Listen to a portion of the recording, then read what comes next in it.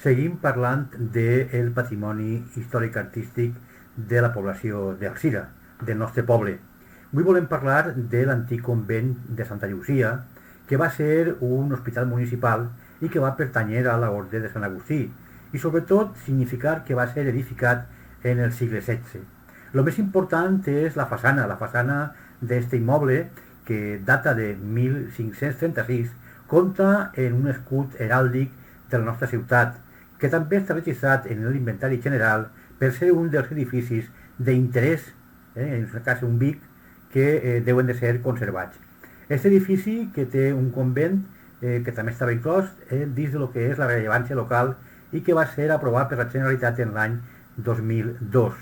A més, el seu valor s'incrementa al trobar-se dins de lo que és el casco antic de la vila i que això fa que siga d'interès cultural per un decret un dia de la Generalitat. Este immoble consta de tres cossos diferenciats: la façana del convent, la façana del temple i un magatzem que recau al carrer Major Santa Lucia i també al carrer Major de Santa Maria.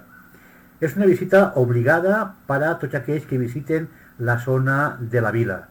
Continuarem, en aquest cas, des del canal de comunicació digital, informant i divulgant el patrimoni històric-artístic de la nostra ciutat.